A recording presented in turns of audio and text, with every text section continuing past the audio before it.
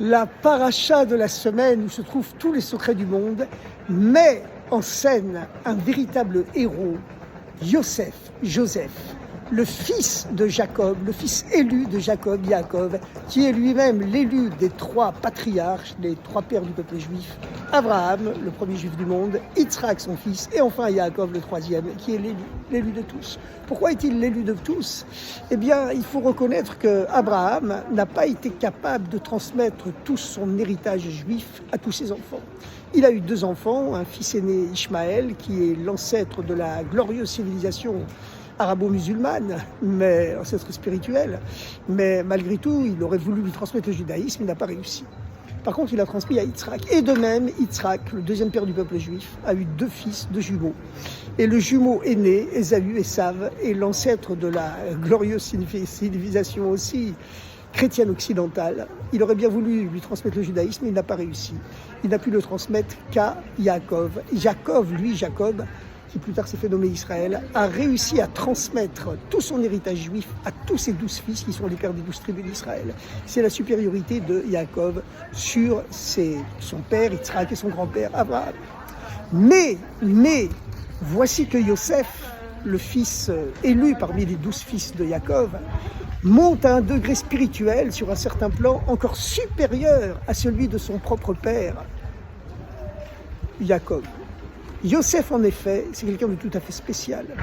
C'est lui qui a fait descendre les Hébreux de l'époque, les Juifs de l'époque, dans l'esclavage égyptien, puisque c'est à cause de lui que les Juifs sont descendus en Égypte. Mais en même temps, il leur a donné la bénédiction, la force et le mot de passe qui leur permettrait de sortir un jour de cet esclavage d'Égypte.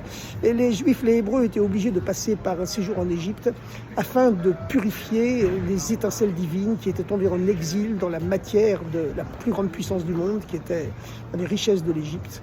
Et voilà, il était nécessaire que le peuple juif descende en Égypte pour raffiner le pays, le purifier.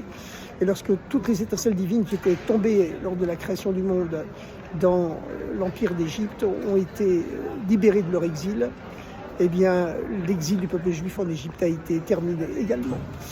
Et Yosef, lui, il avait cette particularité qu'il ne pensait pas qu'il faut se séparer du monde pour servir Dieu. Au contraire, alors que Abraham, Yitzhak et Yaakov, les trois patriarches, l'arrière-grand-père, le grand-père et le père de Yosef, avaient choisi le métier de berger parce que ce métier leur permettait de vivre coupés du monde dans les montagnes, et en contemplation avec Dieu du matin au soir. Et ils fuyaient les tentations des grandes villes. Et également, les frères de Yosef avaient choisi le métier de berger pour rester fidèles à ce qu'ils estimaient être l'éthique du judaïsme, à savoir que les tentations du monde sont néfastes à la religion, à la spiritualité. Yosef, lui, était le ministre des Finances, il était le vice-roi d'Égypte. Il gérait toute l'économie, toutes les finances de la superpuissance mondiale qui était l'Égypte à l'époque. Et cela ne le dérangeait absolument pas d'être complètement uni à Dieu au même moment. Comme il avait le niveau le plus haut, il pouvait descendre également au niveau le plus bas. Et c'est la raison pour laquelle, d'ailleurs, la Torah nous raconte que quand ses frères sont arrivés en Égypte pour acheter le blé, parce que la famine sévissait dans l'ensemble du Moyen-Orient, ils n'ont pas reconnu Yosef. Pourquoi ils ne l'ont pas reconnu? D'ailleurs, la traduction exacte, ce n'est pas le terme qu'ils n'ont pas reconnu. Le verbe qui est employé dans la Torah, dans la Bible, en hébreu, ce n'est pas le verbe reconnaître qui est employé au sujet de cette fameuse rencontre entre Yosef et ses frères, c'est le verbe connaître, les hakir, connaître. Il est écrit en effet, Vaïkar Yosef était Chav, Yosef connaissait ses frères et eux ne le connaissaient pas. Ils ne connaissaient pas ce niveau qui permet d'être au niveau le plus haut et au niveau le plus bas en même temps, être le responsable financier de toutes les richesses de la superpuissance mondiale, Wall Street, la Banque mondiale, etc., etc. Il dirigeait tout et en même temps, être attaché à Dieu en même temps, parce que pour eux, les tentations du monde matériel, c'était un obstacle trop fort, trop dur, et le judaïsme prescrivait de se couper du monde, de se réfugier dans les montagnes. C'est pour ça qu'ils avaient encore une fois choisi le métier de berger. Mais Yosef était à un tel niveau spirituel qu'il pouvait descendre au niveau le plus bas.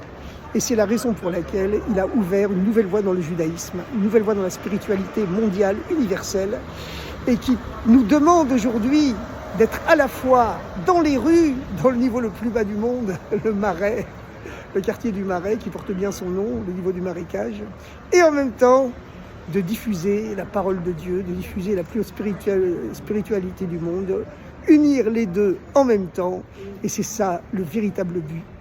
Le but de toute la création, parce que la véritable lumière n'est pas une lumière qui est née lumière. C'est seulement lorsque l'obscurité, les ténèbres les plus noires, les plus obscures se transforment en lumière. Ça, c'est vraiment la lumière du Mashiach, et c'est celle-là que cette nouvelle voie que Joseph a dévoilée. C'est pourquoi il a fait descendre les Juifs en Égypte afin de purifier ce pays qui était la plus grande richesse, la plus grande puissance économique et politique du monde à l'époque, et militaire aussi, mais qui était en même temps le lieu de la suprême bassesse morale, un peu comme l'Allemagne nazie il y a 80 ans, qui détenait le record mondial des prix Nobel en sciences, en médecine, en chimie, en physique, mais qui sur le plan moral et spirituel est descendu au niveau le plus bas de toute l'histoire de l'humanité.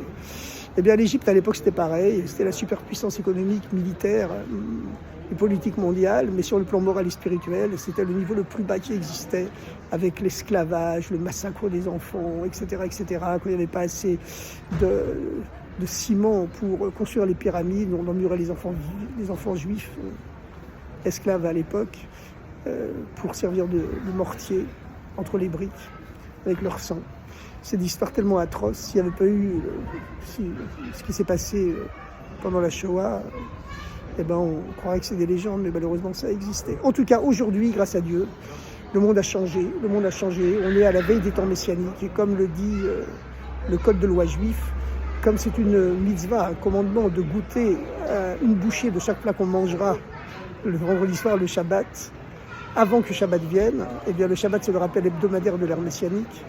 Donc avant la venue du Messie, eh bien Dieu fait goûter à tout le peuple juif et à toute l'humanité également un avant-goût des temps messianiques. C'est la raison pour laquelle il y a tous les progrès de la science, de la médecine à notre époque qui enrichissent l'humanité de façon fabuleuse, qui ont doublé l'espérance de vie en l'espace de quelques dizaines d'années, etc. Aujourd'hui, n'importe quel Français moyen qu'il a le niveau de vie qui était celui d'un multimillionnaire il y a seulement 150 ans, il ne faut pas l'oublier, on n'est jamais content mais c'est comme ça. Et Dieu a rendu la terre d'Israël au peuple juif, ça c'est le grand signe avant-coureur des temps messianiques. Et voilà, maintenant il nous a rendu Gaza. Et bien sûr, il faut qu'on y reste pour apporter la paix dans le monde entier, car c'est seulement lorsque Israël aura sa vocation de dire ouvertement que nous sommes sur cette terre parce que Dieu nous l'a donnée en tant qu'avant-goût des temps messianiques. Et ça apportera la bénédiction au monde entier, aux Arabes, aux Chinois, aux Américains. Il y aura la paix universelle. C'est ça les temps messianiques. Alors à très bientôt, chers amis, et bon jeûne pour le Destevet demain matin à partir de 7h, moins 1. Au revoir.